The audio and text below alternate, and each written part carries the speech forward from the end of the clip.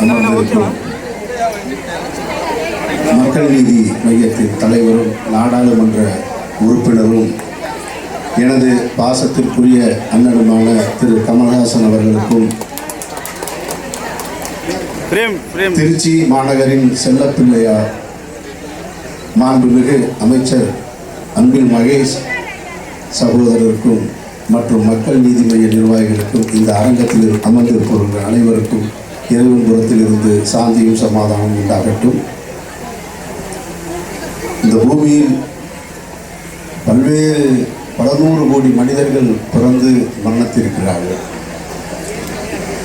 ஆனால் வெகு சிலர் மட்டுமே வரலாற்றில் இடம் பிடித்திருக்கிறார்கள். வெகு சிலர் மட்டுமே நமக்கு பாடமாக அமைந்திருக்கிறார்கள். வெகு சிலர் மட்டுமே நம் மனதிற்கு நெருக்கமாக அமைந்திருக்கிறார்கள்.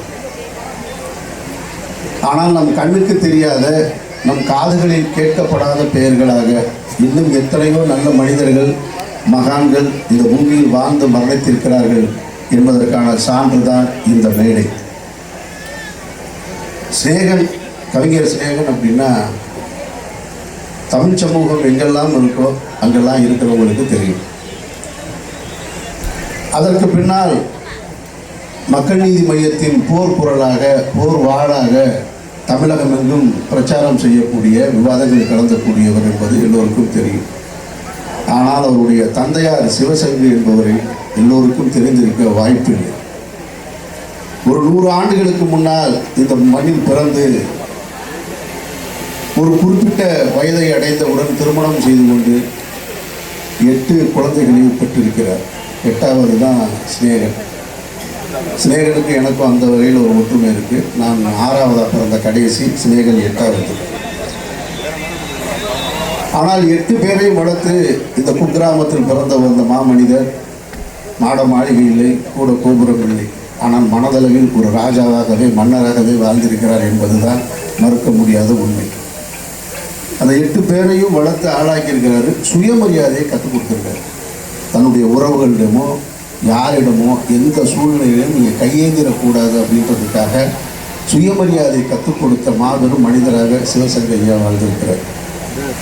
பொதுவாகவே எங்கிட்ட நான் அடிக்கடி சொல்கிறது, பணம் வச்சிருக்கவெல்லாம் பணக்காரன் கிடையாது. பணத்தை பிறருக்கு செலவு செய்வனே பணக்காரன் தான். பிறருக்கு யார் செலவு செய்கிறானோ அவன் தான் பணக்காரன்.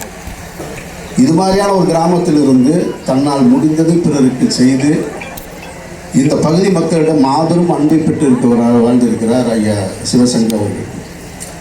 இல்லை ஒரு தந்தை தானே, ஒரு தந்தைக்கு மகன் உதவி செய்ய ஒரு விழா எடுக்கிறார், இதில் என்ன பெருமைப்படுறதுக்கு என்ன இருக்குது அப்படின்ற எண்ணம் தோணலாம்.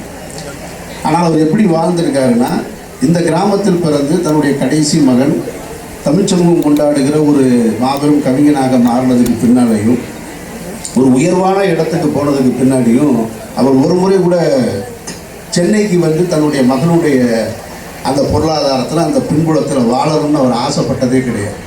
அவர் இதே மண்ணில் தான் கடைசி வரைக்கும் வாழ்ந்து மரணிச்சிருக்கார். கொடுமை, முதுமையில் தனிமை அதை விட கொடுமை. ஆனால் தனியாக இருந்தாலும் கடைசி வரைக்கும் எவருடைய உதவியை நாடாமல் தன்னுடைய தன்னம்பிக்கையோடு வாழ்ந்து மரணித்தவர் ஐயா சிவசங்கர் அவர்கள். அவரை பற்றி பெருமையாக சொல்லணும்னா ஒரே ஒரு நிகழ்வை சொல்லி நான் முடிச்சுக்கிறேன். ஏன்னா பேசுவதற்கு பெருந்தகைகள் நிறைய இருக்காங்க. சென்னைக்கு ஒரு முறை அவருடைய தந்தையார் வர்றாரு சிநேகனை பார்க்கறதுக்கு. ஒரு விழாவுக்காக அழைச்சிருக்காரு. அந்த வந்துட்டு உடனே நான் ஊருக்கு போகணுமையா, என்னை ஊருக்கு அனுப்பிச்சி வையா, என்னை எதுக்கு அங்கே உட்கார வச்சுருக்க அப்படின்னு சொல்கிறாரு.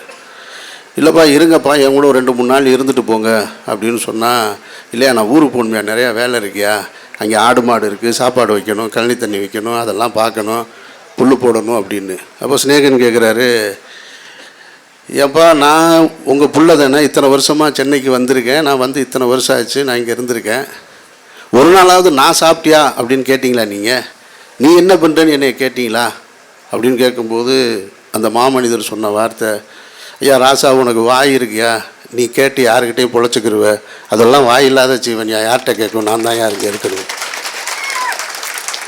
அதுதான் அந்த மனிதனுடைய பண்பு.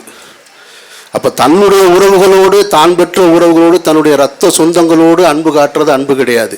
எல்லா மனிதர்களிடத்திலையும், எல்லா உயிரிடத்திலும் அன்பு காட்டுவது தான் மிகச்சிறந்த அன்பு. அப்படி ஒரு அன்பை காட்டிய மனிதராக ஐயா சிவசங்கு அவர்கள் வாழ்ந்து மரணிச்சிருக்கார். ஸோ அவர் மரணிச்சிருக்காரு. அவருடைய நினைவு இந்த அவருடைய திருவுருவப்பட சிறப்பு விழா. இதில் என்ன மேலும் சிறப்பு அப்படின்னு சொன்னால், ஒரு தந்தைக்கு மகன் செய்யணும்னு நினைக்கிற அந்த எண்ணத்தை அதை உலகறிய கொண்டு போக செய்வதற்காக இங்கே வந்திருக்கக்கூடிய என்னுடைய பாசத்திற்குரிய அண்ணன் மக்கள் நீதி மைய தலைவர் கமலஹாசன் அவர்களை நான் மனமாற பாராட்டி. இது சென்னையிலே வையா ஒரு ஃபங்க்ஷன் இதை நான் வச்சு நான் நடத்திட்டு போயிருக்கேன்னு அவர் சொல்லியிருக்கலாம். சினேகனும் மறுத்திருக்க மாட்டார். உங்கள் வீட்டில் வைங்க, இல்லை நம்ம அலுவலகத்திலே வச்சு ஒரு புகைப்படம் எடுத்துக்கிட்டு அதை ப்ரெஸ்ஸுக்கு கொடுத்துடலான்னு. ஆனால் அவர் கேட்ட உடனே மறுக்காமல் தேதி நான் சொல்கிறேன்னு சொல்லி இந்த கிராமத்திற்கு வந்து இந்த புதுக்கரியப்பட்டியை ஒரு வரலாற்று சிறப்பு மிக்க இடமாக மாற்றி இருக்கிறார். அதனால் என்னுடைய அன்பு அண்ணனுக்கு என்னுடைய நெஞ்சார்ந்த நன்றி நான் தெரிவிச்சுக்கிறேன்.